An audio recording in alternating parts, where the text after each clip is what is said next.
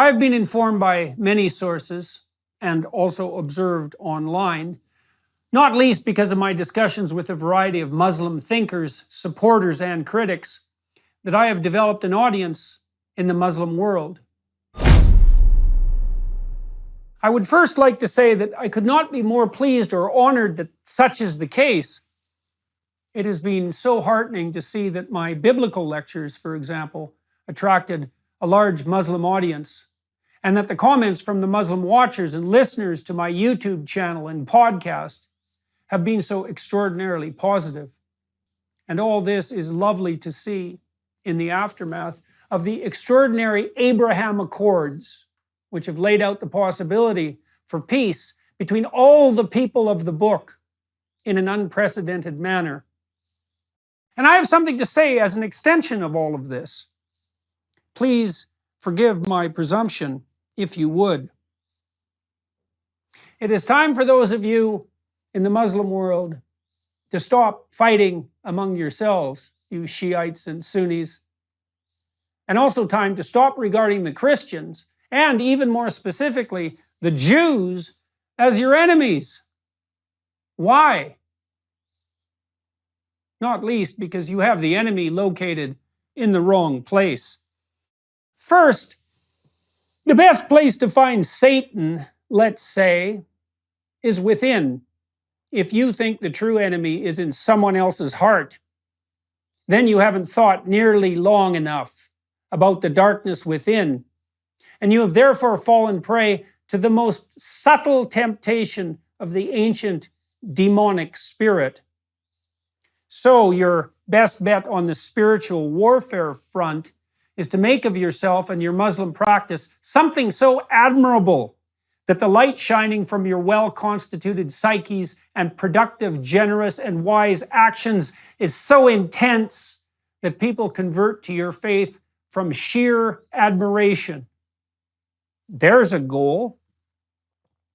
Second, far more unites you with the other people of the book, as your own prophet himself, peace be unto him, forthrightly said, than what divides you. You all believe, for example, in a book.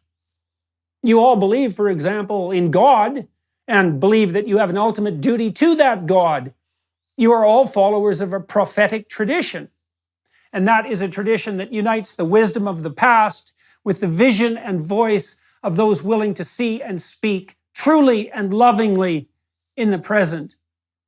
And you are all threatened, in a very real sense, by the system of vengeful Luciferian ideas that currently confronts all that is transcendent, traditional, and valuable on the sexual front, on the familial front, on the conceptual front, on the psychological and sociological front, and, in the final analysis, on the theological front.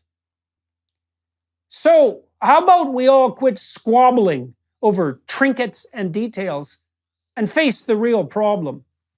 And I should also point out that it is not the individual carriers of the woke, politically correct, degenerate, neo-Marxist ideas that should be regarded as the enemy either.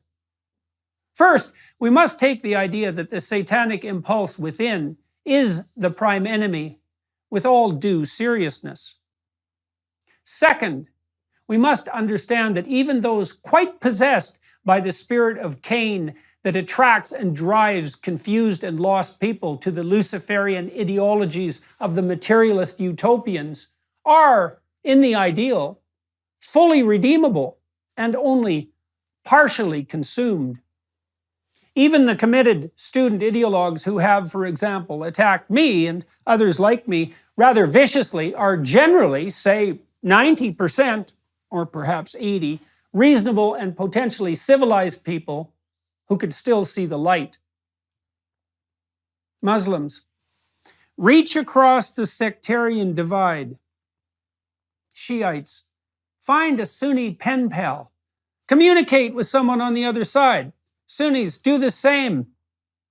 And then, maybe, reach out, tentatively, to a Christian, or even, heaven forbid, a Jew, because perhaps it is time for those who purport to be followers of God to act like it, and to be convincing in those actions, even to those whose premature cynicism and skepticism have driven them into the towers of Babel, constructed by the avatars of the resentful intellect. Is there someone in the Muslim world willing to build an electronic system to bring people from the Sunni and Shiite community together? A place where people of goodwill could reach electronically across the divide, person to person, and to formulate the kinds of personal, trusting friendships upon which a lasting peace truly might be founded? A place where Jews and Christians, willing and eager to open communication with their Muslim brothers, might do just that? There's a task for someone looking for a purpose, and it's an open invitation to do just that. If you build it, they will come. If you build it, get in touch with me. You'll figure out how to do it, and I'll publicize it. Thank you, all my Muslim listeners, watchers, and readers, for your kind attention and patience. I wish you well as you strive to become the light in the world that your faith truly demands. Let's see if we can unite as people of the book and negotiate our way toward the paradise that we might truly and jointly attain.